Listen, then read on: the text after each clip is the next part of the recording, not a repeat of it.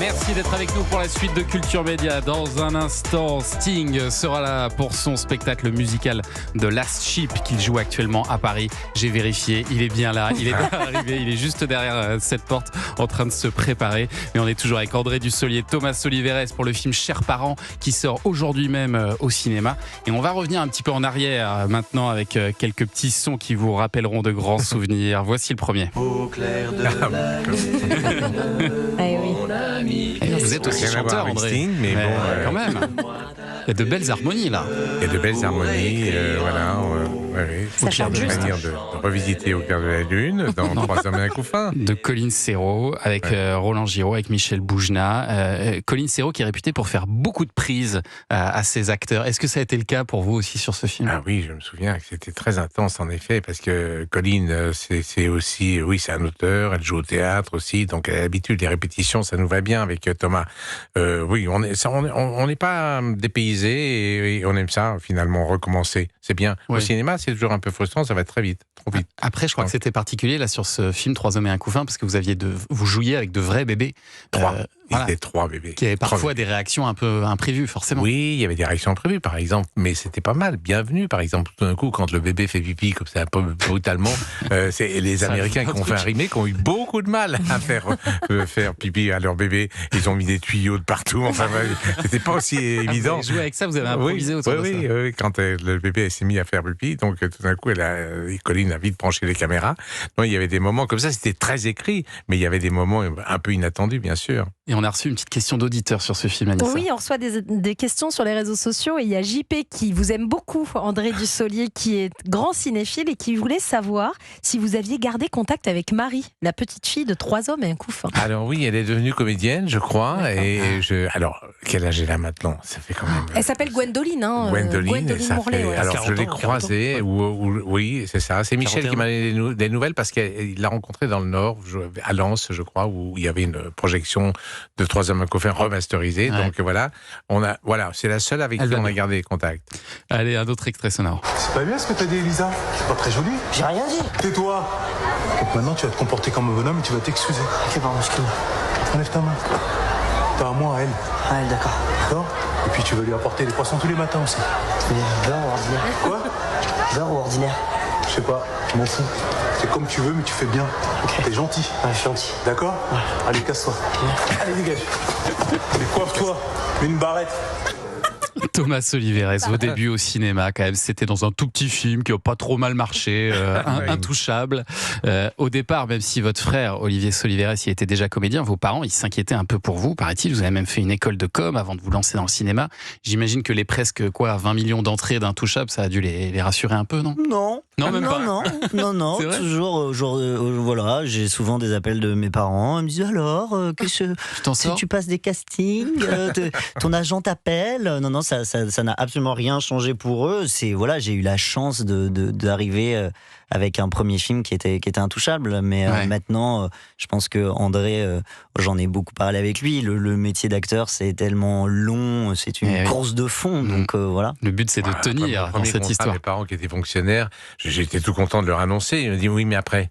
Oui, voilà, c'est ça, c'est que ça, Bien c'est sûr. tout le temps la Et on question. cherche toujours la suite. Et là c'était, je crois, au cours d'un tournage de pub que vous avez rencontré le couple Nakache Toledano. Exactement. Je faisais beaucoup de pubs et un jour j'ai fait une pub pour une marque pour des murs en placo-plâtre. Bien sûr. Il y a Du BA13. il y a des acteurs vraiment qui font des pubs de parfum, des Il y en a qui font le jambon aussi. Hein, donc, Oui, ça bon, va. moi je fais des murs en placo-plâtre. C'est pas Voilà, mal. C'est pas ouf. Mais ça vous a ouvert les portes d'Intouchable. Ouais, au final, j'ai pu faire Intouchable grâce à ça. Ouais. Et ce rôle de plumeau. Exactement. Et comme vous pouvez le voir, les années ont passé et j'ai toujours ces cheveux. Ce plumeau sur la aussi tête. longs. Exactement. Allez, l'extrait suivant. J'ai une femme formidable. Elle est, comment vous dire, curieuse, inventive. Tu sens intuitive. C'est du vin suisse. Ce qu'elle aime le plus, c'est le mystère, J'aime ça, fouiller dans les affaires des morts. les crimes, C'est pas du tout gentil petit patelin sans histoire.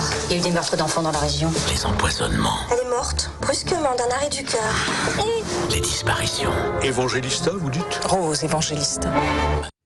Mon petit doigt m'a dit, c'était en 2005, ça, André Dussolier, premier volet de la trilogie d'Agatha Christie réalisée par Pascal Thomas avec Catherine Fro. Ensuite, il y aura Le crime est notre affaire, Associé contre le crime, tous ces films qui ont très bien marché. Et j'ai vu qu'avec Catherine Fro, vous venez d'entrer à l'Académie Alphonse Allais. C'est formidable ça. Alphonse Allais qui était un écrivain, journaliste, humoriste, célébré à la belle époque pour sa maîtrise de l'absurde, ses poèmes et ses aphorismes. Est-ce que vous en avez en tête des aphorismes d'Alphonse Allais? J'ai décidé de vivre éternellement. Pour l'instant, tout se passe comme prévu. Par exemple, magnifique. Il y en a plein. Il fallait avoir beaucoup d'humour parce qu'il est mort à 51 ans. Il n'a quand même pas eu une vie très très longue. Ici, il y avait beaucoup d'absinthe quand même au milieu de ses journées. Ouais. Mais non, Allais, c'est vraiment Alphonse Allais. C'est un homme très très, comment dire, il est très riche dans son invention, sa création. Ne nous prenons pas au sérieux, il n'y aura aucun survivant. Il a raison. Et ça, celle-là aussi, je l'adore. Il était normand par sa mère et breton par un ami de son père. Il y a sur les médecins aussi, l'avantage des médecins, c'est que lorsqu'ils commettent une erreur, ils l'enterrent tout de suite. Allez, encore un extrait.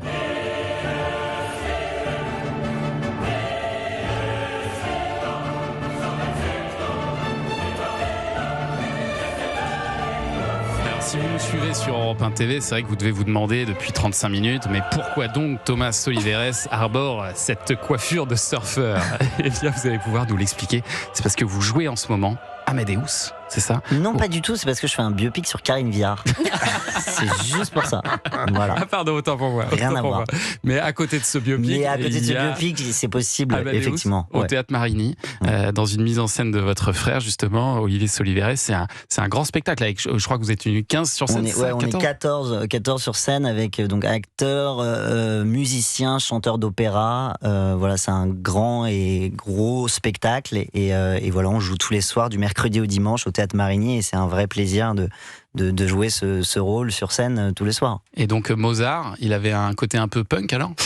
Complètement. C'était un des premiers artistes indépendants. Il a vraiment décidé de refuser d'être proche de la noblesse, d'être sous l'égide de la noblesse. Et donc il a dit non, moi je vais faire des concerts tout seul, je vais gagner de l'argent tout seul, et ça n'a pas du tout marché. Et il a fini pauvre et jeté dans la fosse commune. Et oui, c'était un punk et il était très vulgaire et très enfantin. Et vous faites sur scène, Thomas Soliveres, le fameux rire de Mozart. Vous le faites tous les soirs sur scène. Vous l'avez beaucoup travaillé, je crois, pour le trouver. À quoi il ressemble, ce rire de Mozart? C'est pas possible. Bien sûr. Alors, attendez, parce qu'il ressemble. Il faut aller le chercher. Il est un peu tôt pour moi. C'est pas mal de finir là-dessus. Mais je vais le faire. Alors attention, c'est celui-là. Il fait ça.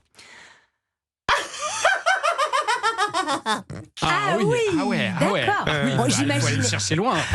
C'est fort. Il est loin. J'imaginais pas du tout Mozart rire comme ça. C'est formidable. Puis on a reçu un message qui vous félicite. Voilà, félicitez Thomas pour sa prestation dans Amadeus. J'y étais dimanche, c'est un régal. C'est gentil, merci beaucoup. Bravo pour ça et bravo pour ce film, surtout Chers parents d'Emmanuel Patron. C'est au cinéma dès aujourd'hui, avec aussi Miou Miou, avec l'excellente Pauline Clément, avec Arnaud Ducré, et Amadeus, c'est en ce moment au Théâtre Marigny à Paris. Merci à tous les deux d'être venus sur Europe 1. Merci beaucoup. Et restez avec nous sur Europe 1 dans un instant, la suite de Culture Média avec votre invité culture, Thomas.